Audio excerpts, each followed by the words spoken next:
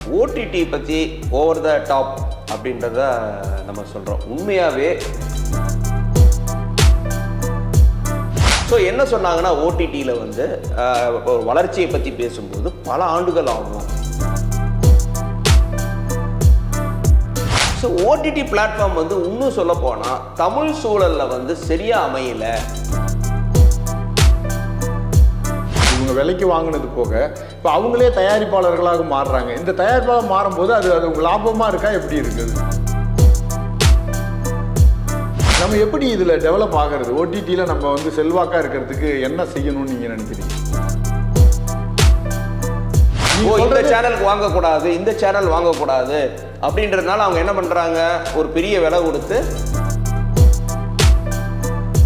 தமிழில் பொறுத்தளவு வெப் சீரிஸ்க்கு வந்து ஒரு பெரிய எதிர்காலம் இருக்கு.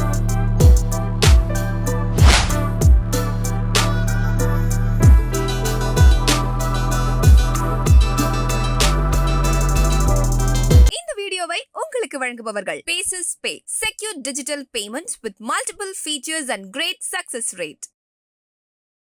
வணக்கம். இன்றைய சந்திப்பில் நம்முடன் இணைந்திருப்பவர் ஒளிப்பதிவாளர் CJ ராஜ்குமார் அவர்கள். வணக்கம். வணக்கம். வணக்கம். எப்படி இருக்கீங்க? நல்லா இருக்கு சார். கொரோனா காலத்தில் யாருமே தேட்டருக்கு போக முடியாத ஒரு சூழல் இருந்தது. அப்போ வந்து ஒரு டெக்னாலஜியில் ஒரு ஓடிடின்னு ஒரு தொழில்நுட்பத்தை அறிமுகப்படுத்துகிறாங்க. அது ஒரு மிகப்பெரிய ஒரு புது வரவாக, ஒரு நம்பிக்கையாக சினிமா தயாரிப்பாளர்களுக்கு மாறி இருந்தது. இப்போ ஓடிடி எப்படி இருக்கு? இல்லை, முதல் கேள்வி என்னென்னா, ஓடிடி பற்றி ஓவர் த டாப் அப்படின்றத நம்ம சொல்கிறோம். உண்மையாகவே அது ஓவர் த டாப் பிளாட்ஃபார்ம் தான். ஏன்னா தாண்டிய ஒரு ஆமாம், ஓவர் த டாப் தான். ஏன்னா உங்களுக்கு வந்து ஒரு ஓடிடி பிளாட்ஃபார்ம் வந்து புதுசு இல்லை, ரொம்ப காலத்துக்கு முன்னாடியே அது வந்து வந்துருச்சு. ஆனால் அது ஒரு டாமினன்ட் ஃபோர்ஸாக வந்து இல்லை. ஸோ என்ன சொன்னாங்கன்னா, ஓடிடியில் வந்து ஒரு வளர்ச்சியை பற்றி பேசும்போது பல ஆண்டுகள் ஆகும் இந்திய சந்தையில் அப்படின்னு சொன்னாங்க. அந்த நேரத்தில் உலகமே எதிர்பாராமல் என்னாச்சுன்னா, கொரோனா காலகட்டம் வந்து எல்லாருமே வீட்டில் முடங்க வேண்டிய ஒரு சூழல். ஸோ மன அழுத்தம் வந்து எல்லாருக்குமே இருந்த நேரத்தில் வந்து ஒரு என்டர்டெயின்மெண்ட் ஃபேக்டராக வந்து ஓடிடி வந்தது. அது என்னென்னா, யாருமே எதிர்பார்க்கல. அதனுடைய வளர்ச்சி வந்து பயங்கரமான ஒரு வளர்ச்சி, ஒரு விபரீத வளர்ச்சின்னே நம்ம சொல்லலாம்.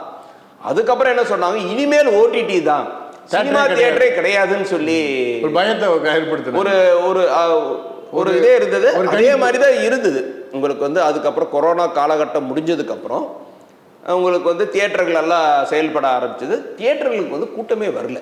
சமீப கால ஒரு 2-3 ஆண்டுகளாக தான் தமிழில் வந்து சில பிளாக் பஸ்டர்ஸ் அமைஞ்சதுனால மீண்டும் வந்து மக்கள் வந்து தியேட்டருக்கு போக ஆரம்பிச்சிட்டாங்க. ஸோ இப்போ வந்து எப்படின்னா, 2 பெரிய பிளாட்ஃபார்ம் வந்து சினிமா துறைக்கு இருக்குன்னு நம்ம சொல்லலாம். இப்போ இந்த சின்ன பட்ஜெட் படங்கள் ஓடிடின்னு சொன்னோடனே என்னென்னா, உடனே ஞாபகத்துக்கு வருது சின்ன பட்ஜெட் படங்கள். அவங்களுக்கு மிகப்பெரிய ஒரு நம்பிக்கையாக இது இருந்துச்சு. அவங்களுக்கு ஒரு வருமானமாகவும் இருந்தது, ஒரு வருவாயாக. ஏன்னா இவங்க வந்து தேட்டரில் ஓடாத படங்கள், அல்லாட்டி ஒரு 10 நாள் ஓடின படங்கள், அதை வந்து ஓடிடியில் ரிலீஸ் பண்ணுறது மூலம் அவங்களுக்கு கூடுதல் வருவாய் வந்ததாக பேசப்பட்டது. அந்த இது தொடருதா இன்னமும்? இல்லை, உங்களுக்கு வந்து ஆரம்ப கட்டங்களில் வந்து ஓடிடி நிறுவனங்களும் வந்து இந்த வளர்ச்சியில் வந்து அவங்க என்ன பண்ணாங்கன்னா, நிறையா திரைப்படங்களை வந்து அவங்க வந்து முதல் வந்து அவங்க விலை கொடுத்து வாங்கினாங்க. அந்த ஒரு போக்கு வந்து இருந்தது. அந்த விலை கொடுத்து வாங்கும்போது என்னாச்சுன்னா, இந்த நீங்கள் சொல்கிற அந்த லோ பட்ஜெட் ஃபிலிம் வந்து தியேட்டரில் வந்து ஒரு ஃபார்மாலிட்டிக்கு வந்து அவங்க ரிலீஸ் பண்ணாங்க. ஸோ அது வந்து அதில் வந்து ஒரு டீசெண்டான ரிவ்யூ கிடைக்கும்போது ஓடிடியில் வந்து அது பார்க்கறதுக்கு வந்து ஒரு பெரிய ஆடியன்ஸ் வந்து இருந்தாங்க, இப்பவும் இருக்கிறாங்க. அதுக்கு ஒரு நேர இடைவெளி கூட பேசப்பட்டது. ஆமா, ஒரு நேர இடைவெளி. தியேட்டர்ல ரிலீஸ் ஆகி 3 நாட்களுக்கு பிறகு ஓடிடியில் ரிலீஸ் பண்ணணும். ஆமா, அந்த மாதிரி பேசப்பட்டது. அதே மாதிரி என்னாச்சுன்னா, அது ஒர்க் அவுட் ஆகிட்டு இருந்தது. ஆனால் என்னன்னா, நிறைய ஒரு மிகப்பெரிய தவறு எல்லா ஓடிடியும் என்ன பண்ணாங்கன்னா, பெரிய படங்கள் பிளாக் பஸ்டர்னு சொல்றாங்கல்ல, அந்த மாதிரியான திரைப்படங்களில் வந்து தியேட்டரில் வந்து ஆடியன்ஸ் 3-4 தடவை பார்த்த படத்தை ஒரு பெரும் விலை கொடுத்து அவங்க வந்து அது வாங்கினாங்க மெயினாக. ஆனால் ஓடிடியில் வந்து அந்த படங்களை போட்டி போட்டு இப்போ வந்து ஒரு விக்ரம் அந்த மாதிரியான திரைப்படங்கள் எல்லாம் வந்து வாங்கினாங்க. ஆனால் என்னென்னா, ஓடிடியில் வந்து அவ்வளோ பெரிய வரவேற்பை வந்து கிடைக்கலன்னு தான் நான் தட் இஸ் அவங்க வாங்கின விலைக்கு நான் சொல்கிறேன். ஆனால் இந்த சர்பட்டா பரம்பரையெல்லாம் ஓடிடியில் தான் ரிலீஸ் ஆனிச்சு. ஆமாம், அப்போ அந்த மாதிரியான படங்கள் வந்து பெரிய ஒரு ஹிட்டு உங்களுக்கு வந்து கிடைக்குது. ஸோ ஓடிடி பிளாட்ஃபார்ம் வந்து இன்னும் சொல்ல போனால் தமிழ் சூழலில் வந்து சரியாக அமையல. நான் வியாபார ரீதியாகவும் சொல்கிறேன், கண்டென்ட் ரீதியாகவும் சொல்கிறேன். இப்போ மலையாள திரையுலகம் வந்து இதை வந்து சரியாக வந்து அவங்க வந்து கட்டமைச்சுக்கிட்டாங்க. அவங்க ஒரு குறிப்பிட்ட பட்ஜெட்டில் எடுக்கிறாங்க, ரீசனபிளான ஒரு ஸ்டார் வேல்யூ வச்சுக்கிறாங்க, தியேட்டரில் கொண்டு போகிறாங்க, தியேட்டரில் சுமாராக ஓடுது, ஓடிடிக்கு உடனே கொண்டு வர்றாங்க. அது வந்து ஓடிடியில் பெரிய கவனத்தை வந்து ஆல் இண்டியா லெவலில் வந்து உருவாகுது. ஹிந்தியும் அதே மாதிரி நல்லா பண்ணுறாங்க ஓடிடியில். ஏன் தமிழில் அந்த பலவீனம் இருக்குது? ஏன் என்ன காரணம்? அது வந்து என்னென்னா, தமிழில் வந்து தியேட்டர் ஓனர்ஸோடைய மென்டாலிட்டி தான் ஓடிடிலையும் இப்போ வந்திருக்கு மெயினாக. இப்போ தியேட்டரில் என்ன பண்ணுறாங்க, மெயினாக அவங்களுக்கு வந்து பெரிய படங்களை தான் வந்து முன்னுரிமை கொடுக்குறாங்க. கரெக்டுங்களா? அதே ஓடிடிலையும் அதே ஃபார்முலா வந்து வர ஆரம்பிச்சிருச்சு. மெயினாக அவங்க என்னன்னா பெரிய ஸ்டார் படங்கள், ஜெயிலர் வந்து எங்கள்கிட்ட கொடுங்கிற லெவல்ல இருக்காங்க. ஜெயிலர் மாதிரி ஒரு படங்கள். ஆமா, ஆனா அது அந்த ஜெயிலர் மாதிரியான படங்கள் வந்து அவங்களுக்கு ஒரு பெரிய லாபத்தை நிச்சயமா எனக்கு கொடுக்கலன்னு தான் நான் உறுதியா சொல்ல முடியும். ஏன்னா அவங்க கொடுத்து விலை நிறைய கொடுத்து வாங்குறாங்க, ஆடியன்ஸ் நிறைய வந்து தியேட்டர்லயே அது பார்த்துட்டாங்க. இப்போ ஓடிடியில வந்து ஜெயிலரை பார்க்கணும் அப்படின்றது வந்து மிக குறைவா தான் இருக்கு. தியேட்டர்லயே எல்லாம் பார்த்து முடிச்சு, ஏன்னா தியேட்டர்லயே பார்த்துடுறாங்க, அதுக்கு வந்து நிறைய விலை கொடுத்து வாங்குறாங்க. இன்னொரு விஷயம் என்னன்னா, ஓடிடியே தயாரிக்க தொடங்குறாங்க ஒரு கட்டத்தில். இவங்க விலைக்கு வாங்கினது போக இப்போ அவங்களே தயாரிப்பாளர்களாக மாறுறாங்க. இந்த தயாரிப்பாளர் மாறும்போது அது உங்க லாபமா இருக்கா, எப்படி இருக்குது? அது சக்சஸ்ஃபுல்லா போகுதுன்னு நான் சொல்லுவேங்க. இப்போ இன்ஸ்பெக்டர் ரிஷி, இப்போ வரப்போற தலைமைச் செயலகம், இந்த மாதிரியான கண்டென்ட் எல்லாம் வந்து ஏன்னா இது வந்து அதில் மட்டும்தான் எக்ஸ்க்ளூசிவா பார்க்க முடியும். குறிப்பா வெப் சீரிஸ் வந்து எனக்கு தெரிஞ்ச என்னன்னா, வெப் சீரிஸ்ல தான் இனிமேல் வந்து அதிக கவனம் வந்து செலுத்தணும்னு நான் சொல்லுவேன். ஓடிடியில பொறுத்தளவு திரைப்படமா வர்றதை விட எனக்கு தெரிஞ்சு ஓடிடி அப்படின்ற ஒரு பிளாட்ஃபார்ம்ல வந்து ஒரு ஃபிலிம் மேக்கர்ஸ் வந்து அடுத்து பெரிய அளவில் எக்ஸ்ப்ளோர் பண்ண வேண்டியது வந்து நான் வந்து வெப் சீரிஸ் தான் சொல்லுவேன். ஏன்னா அதுக்கு பெரிய உதாரணம் வந்து வீரப்பனுடைய டாக்கு சீரிஸ் வந்துச்சு, ரெண்டுமே பெரிய சக்சஸ். அது உங்களுக்கு தெரியும், ரெண்டுமே வந்து கீரன் ஒன்று எடுத்தாங்க. ஆமா, அவங்களதும் மிகப்பெரிய சக்சஸ். அதே மாதிரி நெட்ஃப்ளிக்ஸில் வந்ததும் மிகப்பெரிய சக்சஸ். ஸோ ஆடியன்ஸ் வந்து ரெண்டும் ஒரே கண்டென்ட் தான், சரிங்களா? ரெண்டுமே வந்து ஒரே கண்டென்ட், பார்வை தான் மாறுது, ரெண்டுமே வந்து மிகப்பெரிய வரவேற்பை பெற்றிருக்கு. இப்போ இந்த வெப் சீரிஸுங்கிறீங்க, அது ஒரு சீரியல் மாதிரி ஒரு கல்ச்சர் தான் உருவாக்குதோ ஓடிடிலையும்? இல்லை, அதுதான் நான் சொல்றேன், சீரியல் மாதிரி எடுக்கக்கூடாது இவங்க, சரிங்களா? சீரியல் வந்து பார்த்தீங்கன்னா வருட கணக்கில் வந்து அவங்க கதையை வந்து சொல்ல வேண்டியது இருக்கு. ஸோ இதுக்கு ஒரு இலக்கு இருக்கு. இப்போ சீரியலில் வந்து இலக்கே கிடையாது உங்களுக்கு. இப்போ ஒரு சீரியல் ஆரம்பிச்சிங்கன்னா ஒரு மெகா அப்படின்னு போயிடுச்சுன்னா நீங்கள் வந்து ஒரு 4-5 வருஷத்துக்கு நீங்கள் வந்து கதை சொல்லணும், சரிங்களா? அதுக்கு வந்து புதுசாக ஏதாவது ஒன்று நீங்கள் வந்து அது வந்து அப்படி போகணும். இது அப்படி கிடையாது. இப்போ இது வந்து ஒரு வெப் சீரிஸ்ன்றது வந்து என்னன்னா ஒரு நீண்ட திரை வடிவம் தான். ஒரு 7 எபிசோடு மாதிரி எடுக்கிறாங்களா? 7-8 எபிசோடு வந்து நீங்கள் எடுக்கும்போது வந்து நல்லாவே இருக்கும். இப்போ ரயில்வே மேன் வெப் சீரிஸ் வந்து ரொம்ப நல்லா இருந்தது. அப்புறம் வந்து இந்த ஓடிடி மூலம் இப்போ ஓடிடியில் வந்து மலையாள சினிமா, ஹிந்தி அவங்கெல்லாம் நல்லா பயன்படுத்துகிறாங்க அப்படின்னு சொன்னோம். நம்ம பயன்படுத்தலை, அதுக்கு என்ன காரணங்கும்போது நீங்கள் சொல்கிறீங்க. நம்ம எப்படி இதில் டெவலப் ஆகிறது? ஓடிடியில் நம்ம வந்து செல்வாக்காக இருக்கிறதுக்கு என்ன செய்யணும்னு நீங்கள் நினைக்கிறீங்க? இல்லை, இங்கே வந்து என்னென்னா ஒன்று வந்து பட்ஜெட் கண்ட்ரோல் தாங்க. ஓடிடியில் வந்து உண்மையாக எவ்வளோ லாபம் வருது, ஏன்னா இப்போ வந்து அவன் வாங்குறது இல்லை. இப்போ வந்து எப்படின்னா எந்த ப்ராடக்ட்டும் அவங்க வந்து அந்த ஒரு இந்த கிரீமி லேயர்னு சொல்கிறோம் இல்லைங்க, ரஜினிகாந்த், கமலஹாசன், விஜய், சூர்யா, இப்படி இந்த மாதிரியானது மட்டும் அவங்க வாங்குறாங்க. அடுத்த லெவலில் இருக்கிற கூட அவங்க வாங்குறது இல்லை. இப்போ வந்து ஓடிடியில் நல்லா இருக்கு படம் அப்படின்னா அவங்க என்ன பண்ணுறாங்கன்னா அவசர கணக்கில் தான் வந்து அவங்க வந்து வருமானத்தை வந்து கொடுக்குறாங்க. இந்த நிலையில தான் ஒரு கேள்வி கேட்கணும்னு நினைக்கிறேன். இந்த ஓடிடி மூலம் கிடைக்கிற வருமானம் இருக்குல்ல, அதில் ஒரு குழப்பம் இருக்குது, தெளிவான ஒரு பிக்சரே நமக்கு கிடைக்கல. அது என்ன, அதை கொஞ்சம் சொல்லுங்க. இல்லை, நீங்கள் ரொம்ப சிம்பிளான கேல்குலேஷன் தாங்க. ஒன்றும் அவங்க வந்து ப்ராஜெக்ட் வாங்கிட்டாங்கன்னா நீங்கள் எவ்வளோ செலவு பண்ணியிருக்கிறீங்களோ அது வந்து நமக்கு ப்ராப்ளம் இல்லை. இப்போ வந்து அவங்களும் வந்து என்னென்னா அவங்களுக்கும் வந்து காஸ்ட் கட்டிங்கில் வர ஆரம்பிச்சிட்டாங்க. ஏன்னா அவங்களுக்கு எல்லா ஒரு பக்கம் வளர்ச்சி இருந்தாலும் வளர்ச்சிக்கேற்ற லாபம் வந்து அவங்க ஒரு தொழிலுங்கும் போது ஒரு ஒரு ஒரு பொருளோட விலை, அதை எப்படி விற்கிறோம், அதில் எவ்வளோ லாபம், அப்படிதான் வந்துடும். ஸோ இது அப்படி இல்லாமல் அவங்க என்னென்னா அவங்களுக்கும் வந்து பார்த்தீங்கன்னா ஏறத்தாழ 25% லாஸில் தான் போயிட்டு இருக்குன்றாங்க. எல்லா டாப் அமேசான் பிரைம் எல்லாமே உள்பட இந்தியாவில் வந்து நல்ல வியூவர்ஷிப் இருக்கு.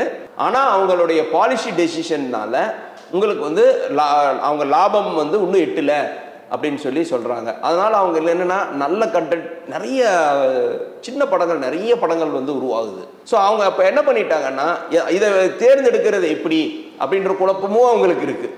ஏன்னா கிரேட் இண்டியன் கிச்சனில் உங்களுக்கு தெரிஞ்சிருக்கு, உங்களுக்கு வந்து ஒரு பெரிய ஓடிடி நிறுவனம் வந்து நிராகரித்தது.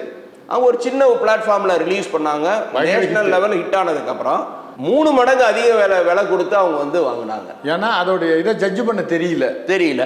இப்போ நீங்க கேட்ட கேள்விக்கு என்னன்னா ரொம்ப சிம்பிளான ஆன்சர் என்ன அப்படின்னா, எனக்கு தெரிஞ்ச ஒரு சோர்ஸ் இருந்து என்ன சொல்றாங்கன்னா, ஒரு 2 மணி நேரம் ஹவர்ஸ் கணக்குல எவ்வளவு ஹவர்ஸ் ஓடுது அப்படின்றத தான் அவங்க கணக்கு வைக்கிறாங்களாமா. ஒரு பட்ஜெட் அந்த வகையில பார்க்கும்போது 2 மணி நேரம் ஓடுச்சுன்னா 8 ரூபா கொடுக்குறாங்களாமா. பட்ஜெட் கிடையாது. உங்களுக்கு வந்து 2 ஹவர்ஸ் வந்து ஓடுச்சுன்னா இப்போ ஒரு சிங்கிள் வியூவிங் ஜெயிலர் மாதிரி ஒரு படத்தை எடுத்து 2 ஹவர்ஸ் கணக்கு பணம் கொடுப்பாங்க, அது மாதிரி கொடுத்தா அப்படி கொடுக்கறது இல்ல. அப்படி இல்ல, ஜெயிலர் வந்து அவங்க அவுட் ரைட்டா வாங்கிடுறாங்க, ஒரு பெரிய விலை கொடுத்து வாங்கிடுறாங்க. ஏன்னா அதுல ஒரு போட்டி இருக்கு. இந்த சேனலுக்கு வாங்கக்கூடாது, இந்த சேனல் வாங்கக்கூடாது அப்படின்றதுனால அவங்க என்ன பண்றாங்க, ஒரு பெரிய விலை கொடுத்து அது வந்து ஏறத்தாழ வந்து உங்களுக்கு வந்து ஒரு இது மாதிரி தான் ஏலம் போடுற மாதிரி இவங்க ஒரு 100 கோடி அப்படின்னா அவன் நான் 150 கோடி. இதுல தான் அவங்க வந்து ப்ராப்ளமே இங்கே தான் இருக்கு.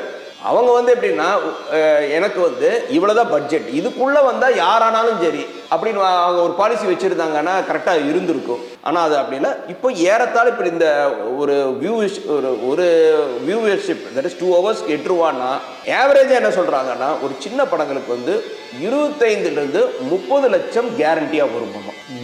இதுதான் வந்து ரியலிஸ்டிக் ஃபிகர்ன்றாங்க. இப்போ ஓடிடியில் வந்து ஒரு சின்ன படத்துக்கு வந்து எவ்வளோ ஓடிடியில் ரிலீஸ் பண்ணால் 30 lakhs வரும்ன்றாங்க. இப்போ ஒரு 7 crore. அதே வந்து ரொம்ப நல்லா இருந்தது கண்டென்ட்டு, ரொம்ப பெரிய வரவேற்பு கிடைச்சிது அப்படின்னு சொன்னால் ஒரு 1 கோடி ரூபா பக்கத்தில் கிடைக்க வாய்ப்பு இருக்குன்றாங்க. இப்போ பட்ஜெட்டை பற்றி இவங்க கணக்கில் எடுத்துக்கிறது இல்லை. ஒரு பெரிய பட்ஜெட் படம் நீங்கள் சொல்கிறது மாதிரி அவுட் ரேட்டாக வாங்கிக்கிறாங்க. ஒரு 10 கோடி இது மாதிரி எடுக்கிற படங்கள் 25, 50 இது மாதிரி எடுக்கிற படங்களை இந்த லெவலுக்கு கொண்டு வர இதே மாதிரி தான் அவங்க வந்து என்னன்னா ப்ராஃபிட் ஷேரிங் மாதிரி தான் போகிறாங்க. மெயினாக வந்து என்னன்னா ப்ராஃபிட் ஷேரிங் தான். ஏன் இப்படி இந்த நிலைமைக்கு ஏன் வர்றதுக்கு என்ன இதோடைய லாபம் குறையிறதுனால இப்படி பண்ணுறாங்களோ? இல்லை, அவங்க வந்து பெரிய படங்களை வந்து மேலே ஃபோக்கஸ் ஆனது தான். இப்போ இந்த பெரிய பட்ஜெட் படங்களுக்கு வந்து என்னென்னா அவங்க வந்து ஒரு நிறைய சப்ஸ்கிரைபர்ஸ் வேணும் அப்படின்னா இந்த பெரிய பட்ஜெட் படங்களை ஓடிடிக்கு இது வந்து எப்படின்னா அவங்க இப்போ வந்து இப்போதான் பெரிய ஒரு வளர்ச்சியை நோக்கி போயிட்டு இருக்கு. ஸோ அவங்க எப்படி பார்க்கணும், இது இன்வெஸ்ட்மெண்ட், இது லாஸ் இல்லை, காஸ்ட் கட்டிங் ஸ்டேஜ் இது கிடையாது. இப்போ வந்து அவங்க வந்து கண்டென்ட் தேடி போக வேண்டியது தான். ஸோ அவங்களும் நிறைய தவறுகளை வந்து செய்யறாங்க. தவறுகள்லேருந்து இப்போ ட்ரையல் அண்ட் எரர் மாதிரி இப்போ கற்றுக்கிட்டு கொஞ்சம் ஒரு இது அதுக்கு வந்து என்னென்னா நல்ல கண்டென்ட் உள்ள திரைப்படங்களை வந்து அவங்க வந்து என்ன பண்ணுறாங்கன்னா சரி நல்ல கண்டென்ட் உள்ள படங்களுக்கு வந்து நம்ம பர் ஹவர் கொடுத்துருவோம் அப்படி. அது வந்து நமக்கு வந்து ஒரு சின்ன பட்ஜெட் ஃபிலிம் மேக்கருக்கு வந்து என்கரேஜிங் ஆனது கிடையாதுன்னு தான் என்னுடைய ஒப்பீனியன். இன்னும் ஓடிடியில் சில விதிமுறைகள்லாம் மாறுவதற்கு வாய்ப்பு இருக்குது கண்டிப்பாக. ஏன்னா மக்களுக்கு வந்து என்னென்னா டிமாண்ட் இருக்குது, அவன் கண்டென்ட் எதிர்பார்க்குறவன். இப்போ மலையாள கண்டென்ட் எல்லாமே வந்து உங்களுக்கு வந்து ஒரு நேஷ்னல் லெவலில் வந்து பாப்புலராக ஆரம்பிச்சிருச்சு மெயினாக. அந்த மாதிரி இங்கேயும் வந்து பார்த்திங்கன்னா நல்ல கண்டென்ட்டுகளை வந்து மக்கள் தேடி தான் போவாங்க. எனக்கு தெரிஞ்சு தமிழில் வந்து என்ன வரணும் அப்படின்னா திரைப்படங்களை காட்டிலும் நிறைய வெப் சீரிஸ் வந்து உருவாக்கப்படணுன்றது தான் என்னுடைய இதுங்க. இப்போ நீங்கள் கேட்குறது வந்து என்னென்னா இண்டிபெண்ட் ஃபிலிம் மேக்கர்ஸு, அதே மாதிரி சிறு தயாரிப்பு படங்கள், இதுக்கு வந்து இன்னும் ஒரு நம்பிக்கை பிளாட்ஃபார்ம் அப்படின்னா ஓடிடி தான் நான் சொல்லுவேன். ஏன்னா இப்போ நீங்கள் தியேட்டரில் கொண்டு போய் உங்களுக்கு வந்து ஒன்றுமே வராமல் இருக்கிறதுக்கு இதில் வந்து ஒரு கணிசமான தொகை வந்து வருது. இந்த எவ்வளோ பணம் வருது அப்படின்னு பார்க்கும்போது 1 கோடி ரூபாய் பட்ஜெட்டில் இவங்க வந்து ஒரு நல்ல கண்டென்ட் உருவாக்குனாங்க அப்படின்னா ஓடிடி வந்து பெரிய அளவில் சப்போர்ட்டாக இருக்குங்க. ஏன்னா 50 to 60 லட்சம் வந்து உறுதியாக அங்கேருந்து நமக்கு வந்துடும். இது போக ஓவர்சீஸ் ரைட்ஸு, தியேட்ரிக்கல் இதெல்லாம் சேர்ந்து பார்க்கும்போது லாபமே வந்துடுங்க. இப்போ வந்து பட்ஜெட்டு தான் வந்து ரொம்ப ரொம்ப முக்கியமானது. ஒரு 1 crore எனக்கு தெரிஞ்சு 1 கோடி ரூபாய் பட்ஜெட்டை தாண்டக்கூடாது. இல்லை உங்களுக்கு வந்து ஒரு எலாபரேட்டாக பண்ணணும் அப்படின்னா வெப் சீரிஸ் வந்து பண்ணலாம். ஸோ அதுக்கு வந்து என்னென்னா அந்த வெப் சீரிஸ் பண்ணணும் அப்படின்னா நீங்கள் நேரடியாக வெப் சீரிஸ் தயாரிக்கிறத விட அந்த கண்டென்ட்டை வந்து நீங்கள் அப்ரூவல் வாங்கி அந்த நிறுவனத்துக்கே பண்றது நிறுவனத்துக்கிட்ட இருந்து அட்லீஸ்ட் அவங்க தயாரிக்கலன்னா கூட ஸ்கிரிப்ட் அப்ரூவல் வாங்கிட்டு அதுக்கப்புறம் தயாரித்து வெளிவந்துச்சுன்னா ஒரு பெரிய வெற்றியை வந்து நம்ம ஈட்டலாம். அந்த இடம் வந்து இன்னும் நிரப்பப்படாமையே இருக்குன்னு தான் நான் சொல்லுவேன். தமிழை பொறுத்தளவு வெப் சீரிஸ்க்கு வந்து ஒரு பெரிய எதிர்காலம் இருக்குங்க. இன்னும் நம்ம எவ்வளோதான் அந்த மாற்றங்கள் விதிமுறைகளை மாறினாலும் ஓடிடி இன்னும் ஒரு நம்பிக்கையான அல்லாட்டி இன்னொரு கூடுதல் வருமானமாக தான் தமிழ் சினிமாவுக்கு இருக்கு, பொதுவாக சினிமாவுக்கே இருக்கு. ஏன்னா முதல்ல வந்து இப்போ தியேட்டர் விட்டா வேற சோர்ஸே நமக்கு கிடையாது, ஓவர்சீஸ் தியேட்டரிக்கல் விட்டா. இப்போ அட்லீஸ்ட் இதில் வந்து என்னன்னா ஒரு பெரிய நம்பிக்கை இல்லைன்னா கூட ஒரு குறிப்பிட்ட வருமானம் வந்து இதுலேருந்து வருது அப்படின்றது வந்து ஒரு என்கரேஜிங்கான ஒரு விஷயந்தான்.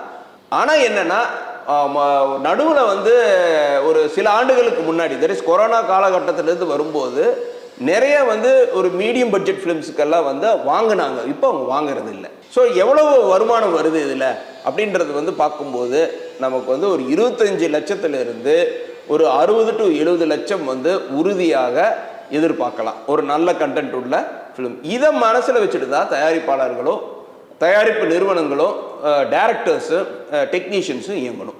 நன்றி, வணக்கம். நன்றி. இந்த வீடியோ உங்களுக்கு பிடிச்சிருந்தா லைக் பண்ணுங்க, ஷேர் பண்ணுங்க, கமெண்ட் பண்ணுங்க. மறக்காம OH சினிமா சேனலுக்கு சப்ஸ்கிரைப் பண்ணுங்க.